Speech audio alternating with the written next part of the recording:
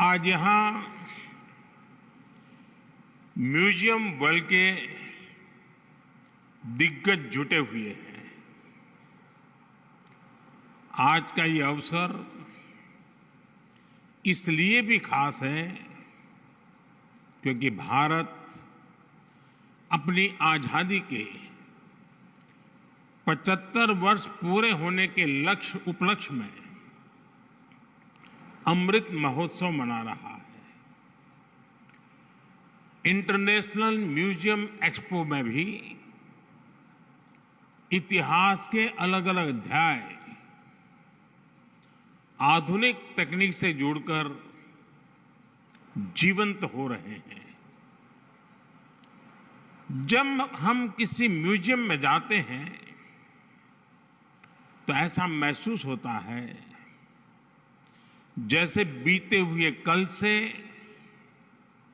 उस दौर से हमारा परिचय हो रहा है,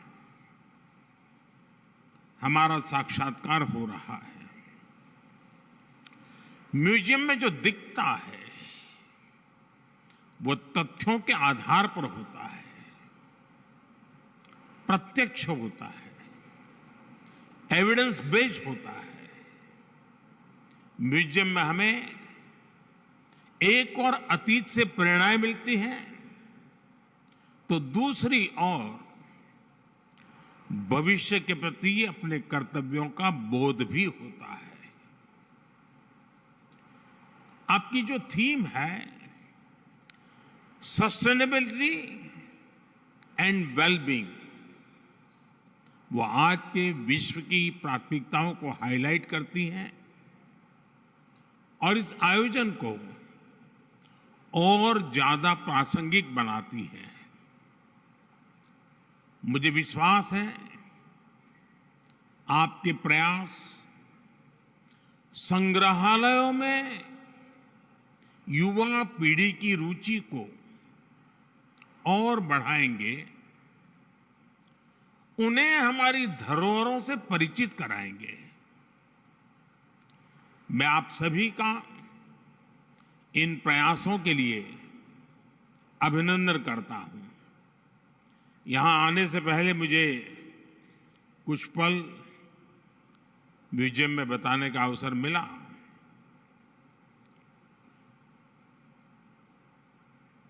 हमें कई कार्यक्रमों में जाने का अवसर आता है, सरकारी, गैर सरकारी, लेकिन मैं कह सकता हूं कि मन पर प्रभाव पैदा करने वाला पूरा प्लानिंग, उसका एग्जीक्यूशन, और सरकार भी इस ऊंचाई के काम कर सकती है जिसके लिए बहुत गर्व होता है, वैसी व्यवस्था। और मैं मानता हूं कि आज का ये अवसर भारत के म्यूजियम की दुनिया में एक बहुत बड़ा टर्निंग पॉइंट लेकर के आएगा, ऐसा मेरा पक्का विश्वास है। साथियों, गुलामी के सैकड़ों वर्षों के लंबे कालखंड ने भारत का एक नुकसान ये भी किया कि हमारी लिखित अलिखित बहुत सारी धरोहर नष्ट कर दी गई। कितनी ही पांडुलिपियां, कितने ही पुस्तकालय गुलामी के कालखंड में जला दिए गए, तबाह कर दिए गए। ये सिर्फ भारत का नुकसान नहीं हुआ है, ये पूरी दुनिया का, पूरी मानव जात का नुकसान हुआ है। दुर्भाग्य से आजादी के बाद अपनी धरोहरों को संरक्षित करने के जो प्रयास होने चाहिए थे वो उतने हो नहीं पाए। लोगों में धरोहरों के प्रति जागरूकता की कमी ने इस क्षति को और ज्यादा बढ़ा दिया और इसलिए आजादी के अमृतकाल में भारत ने जिन पंच प्राणों की घोषणा की है उनमें प्रमुख है अपनी विरासत पर गर्व, अमृत महोत्सव में हम भारत की धरोहरों को संरक्षित करने के साथ ही नया कल्चरल इंफ्रास्ट्रक्चर भी बना रहे हैं। देश के इन प्रयासों में स्वतंत्रता संग्राम का इतिहास भी है और हजारों वर्षों की सांस्कृतिक विरासत भी है।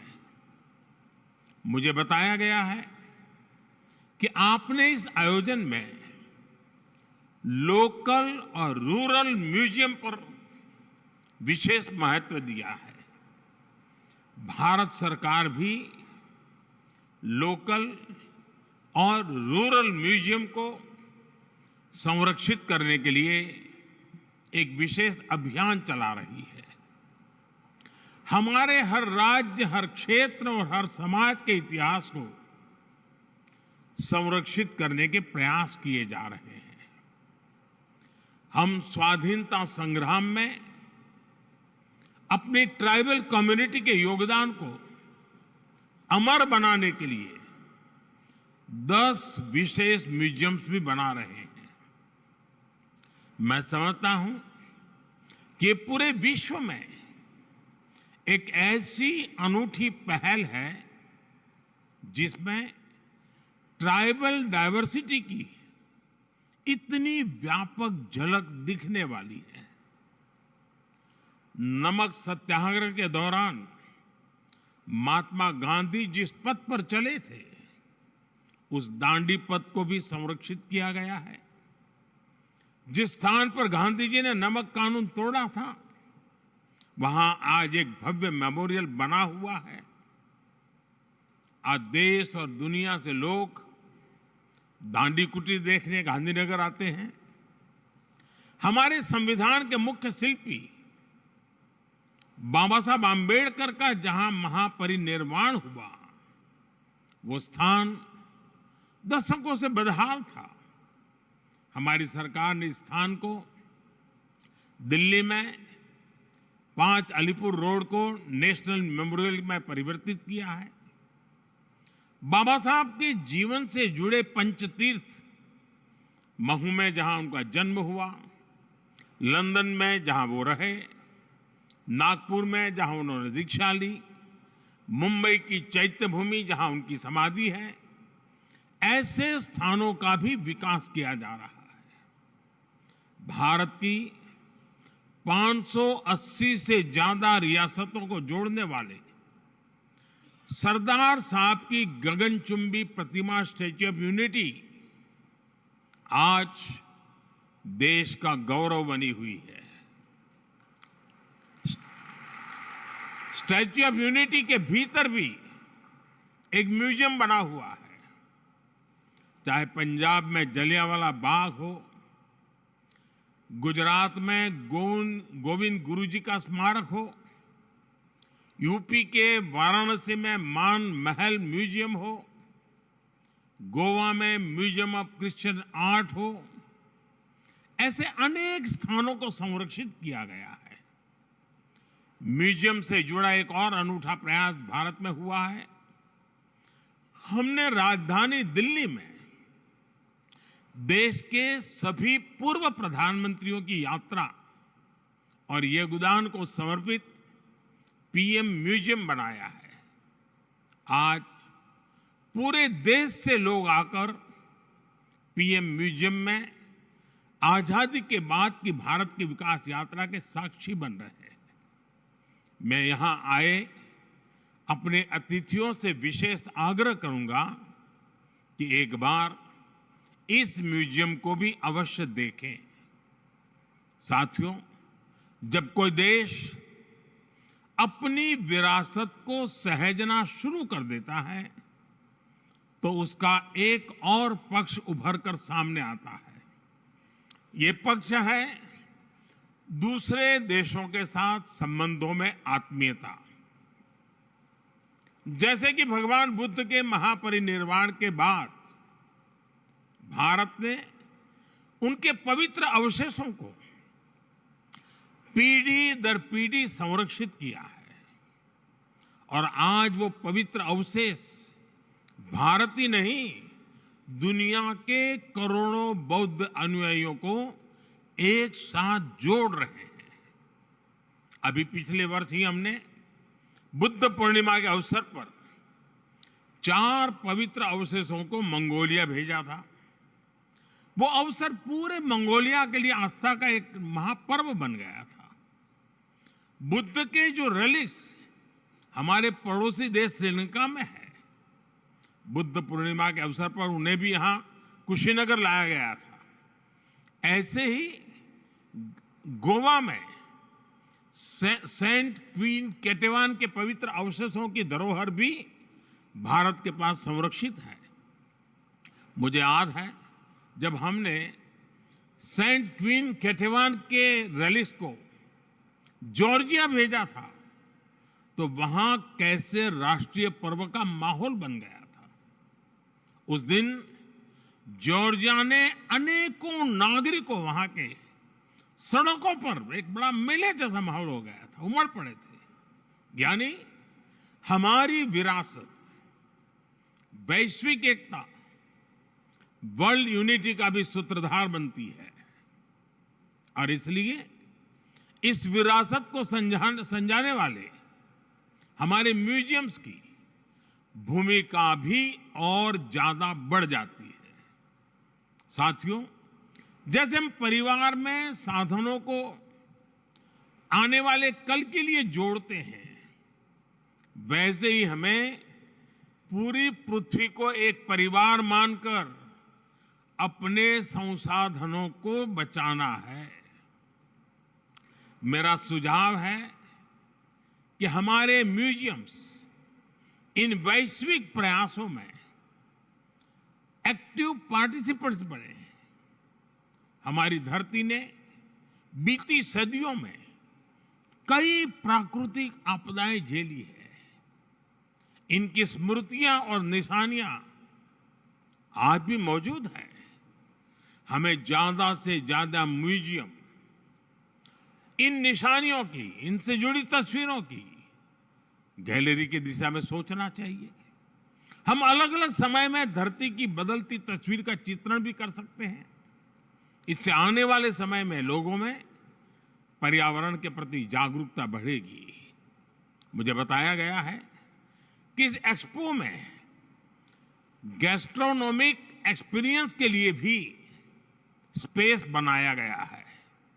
यहां आयुर्वेद और मिलेट्स, श्री अन्न पर आधारित व्यंजनों का अनुभव भी लोगों को मिलेगा। भारत के प्रयासों से आयुर्वेद और मिलेट्स, श्री अन्न, दोनों ही इन दिनों एक ग्लोबल मूवमेंट बन चुके हैं। हम श्री अन्न और अलग अलग वनस्पतियों के हजारों वर्ष की यात्रा के आधार पर भी नए म्यूजियम बना सकते हैं। इस तरह के प्रयास इस नॉलेज सिस्टम को आने वाली पीढ़ियों तक पहुंचाएंगे और उन्हें अमर बनाएंगे। साथियों, इन सभी प्रयासों में हमें सफलता तभी मिलेगी जब हम ऐतिहासिक वस्तुओं के संरक्षण को देश का स्वभाव बनाएं। अब सवाल ये कि अपनी धरोहरों का संरक्षण देश के सामान्य नागरिक को स्वभाव बनेगा कैसे? मैं एक छोटा सा उदाहरण देता हूं। क्यों न भारत में हर परिवार अपने घर में अपना एक पारिवारिक संग्रहालय बनाए, घर के ही लोगों के विषय में, अपने ही परिवार की जानकारियां। इसमें घर के बुजुर्गों की पुरानी और कुछ खास चीजें रखी जा सकती हैं।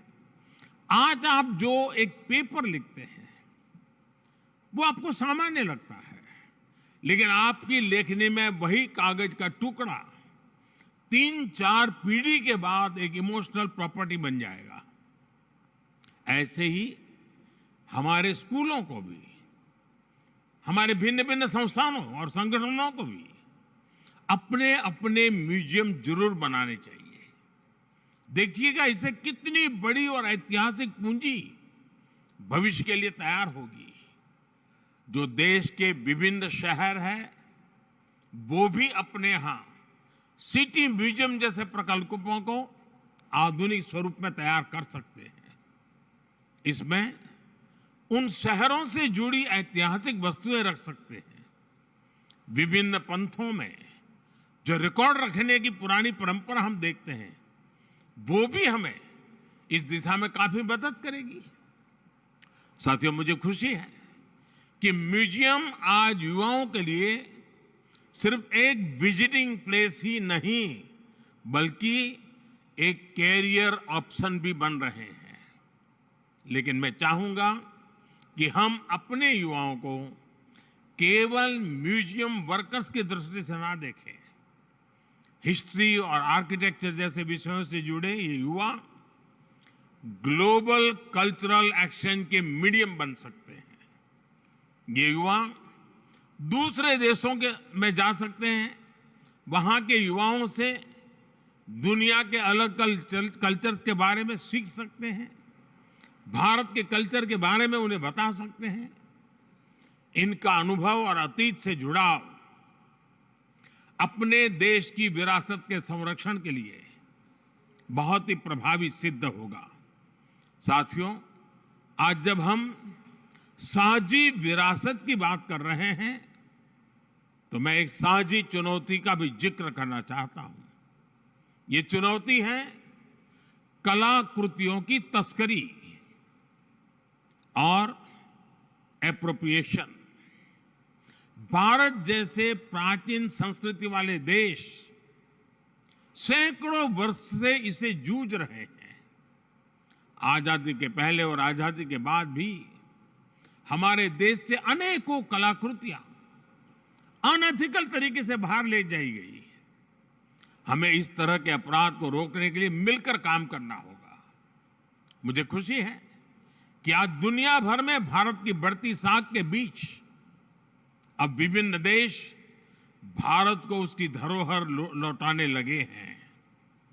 बनारस से चोरी हुई मां अन्नपूर्णा की मूर्ति हो, गुजरात से चोरी हुई महिषासुर मर्दिनी की प्रतिमा हो, चोल साम्राज्य के दौरान निर्मित नटराज की प्रतिमाएं हो, गुरु गोविंद सिंह जी के नाम से सुशोभित तलवार हो, पिछले 9 साल में ही करीब 240 प्राचीन कलाकृतियों को भारत वापस लाया गया है। जबकि उसके पहले कई दशकों तक ये संख्या 20 भी नहीं पहुंची थी। इन 9 वर्षों में भारत से सांस्कृतिक कलाकृतियों की तस्करी भी काफी कम हुई है। मेरा दुनिया भर के कला पारखियों से आग्रह है, विशेषकर म्यूजियम से जुड़े लोगों से अपील है कि इस क्षेत्र में सहयोग को और बढ़ाएं। किसी भी देश के किसी भी म्यूजियम में कोई ऐसी कलाकृति नहीं हो जो अनएथिकल तरीके से वहां पहुंची हो। हमें सभी म्यूजियम्स के लिए इसे एक मोरल कमिटमेंट बनाना चाहिए। साथियों, मुझे विश्वास है हम अतीत से जुड़े रहकर भविष्य के लिए नए आइडियाज पर इसी तरह काम करते रहेंगे। हम विरासत को सहेजेंगे भी और नई विरासत का निर्माण भी करेंगे। इसी कामना के साथ आप सभी का हृदय से बहुत बहुत धन्यवाद।